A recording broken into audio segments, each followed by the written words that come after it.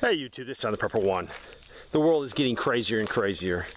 Pelosi is over in Armenia.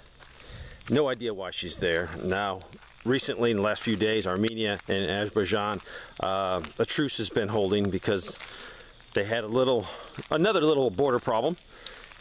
If you remember a couple years ago, Armenia and Azerbaijan got into it pretty bad. Let me explain what's going on in the world.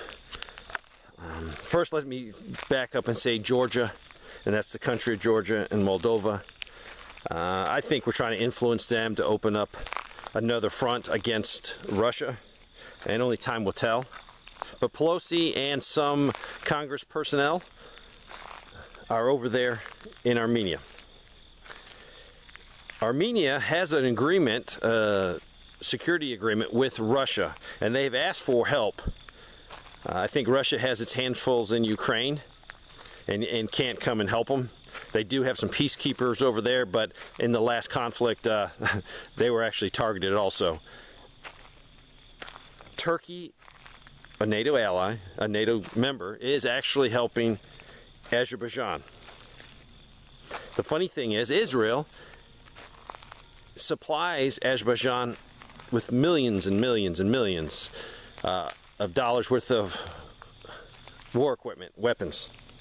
Israel does it because they're trying to counter and have an anti-Iran proxy member close to Iran. So they're thinking, well, if we help Azerbaijan, that will counter Iran's strength in the area.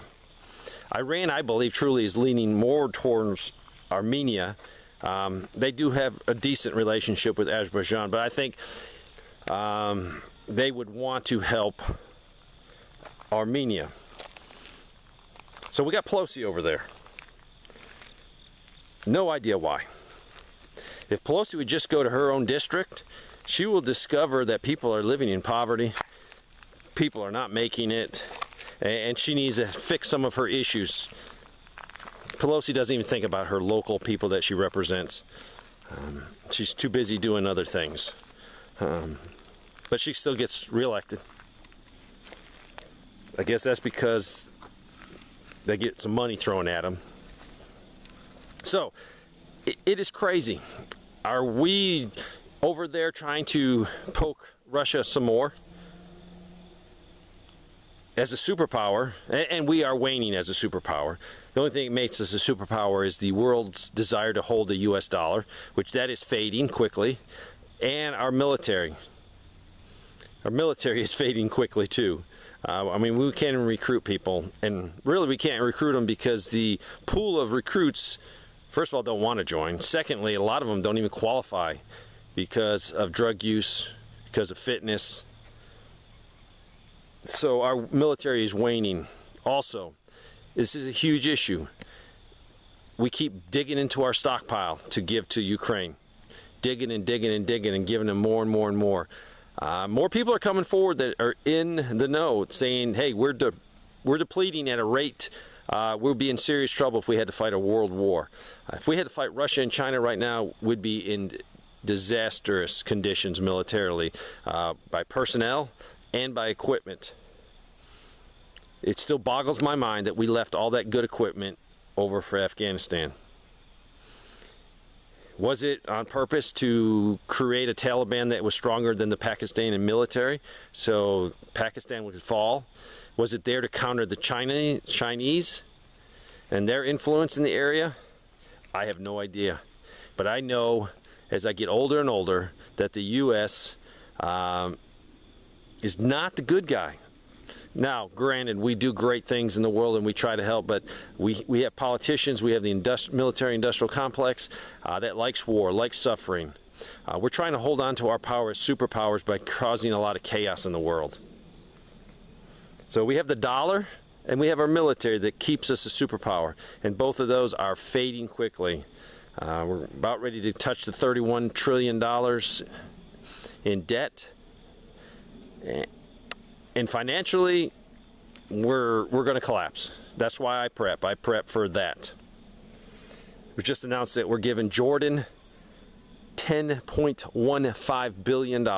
Now, granted, this is going to take many years, I think 7 years, but there's no, nothing stopping them next year to raise that up.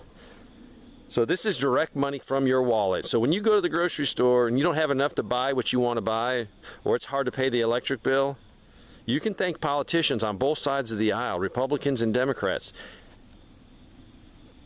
Over $10 billion going to one small little country.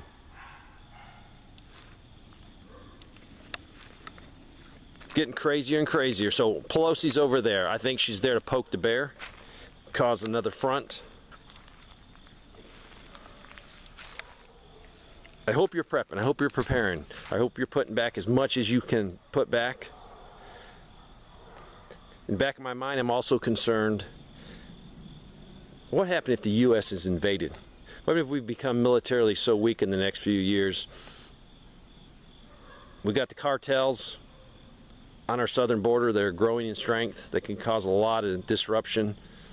Our border's wide open.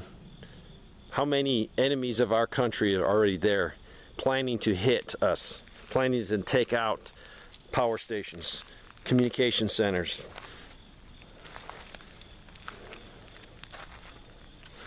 Dams. I think the world is realizing that we're not this big mighty power anymore. We have a lot of divisions inside our country that was caused by politicians. We're very divided as a people. This country's wide open. You think you could sneak into Russia? You think you could sneak into Iran? You think you could sneak into North Korea, China?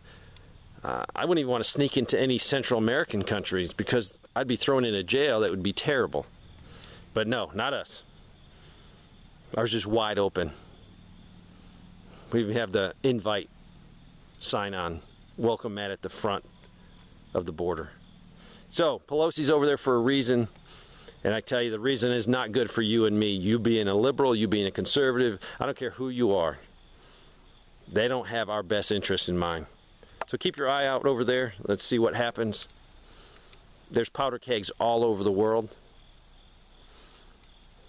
Keep prepping. Thanks for watching.